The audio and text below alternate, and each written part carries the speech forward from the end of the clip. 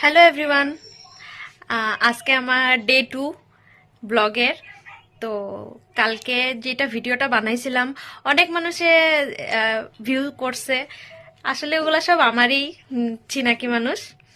তো এখন আমি অফিস থেকে আইসে পড়ছি। আইসা এখন দেখি মা কি বানায়। চলো মারি জিগাইগা। মা,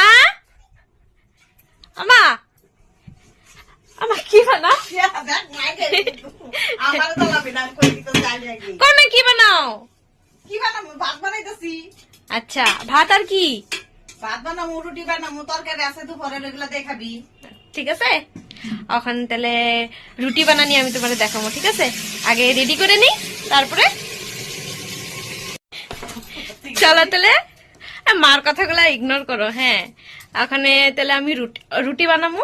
এখন দেখাবো তোমাদেরকে কেমনে রুটি বানাইতে। জানে না নাকি রুটি বানাইতে? তুমি এরকম করো কেন গো মা? इग्नोर मत करो मम्मी, मेरे को इग्नोर मत करो। আমার মা বহুত ইগনোর করে আমারে। কিছু না, हम होंगे कामयाब, हम होंगे कामयाब एक दिन। চলো এখন রুটি বানাইতেছে।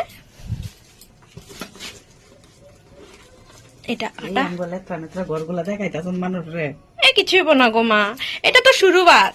আরে এতরা গরিব তো কি হলো, সবাই তো আর ধনী থাকে না। না, আমরা কষ্ট করতেছি।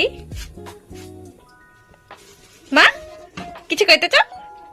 না, এখন কিছু কইতে চাই না, আমি এখন রুটি বানাইতেছি। আচ্ছা, রুটির মধ্যে কি কি দিবা? কিভাবে বানাবা রুটিটা? গরম জল দিয়া না ঠান্ডা জল দিয়া?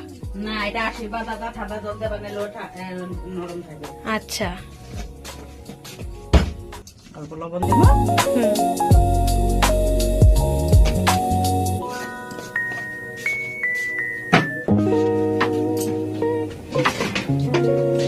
আর এটাতে কি বসাইছো? ভাত। আচ্ছা, লবণ কেন দিলা আটাটাতে? আচ্ছা,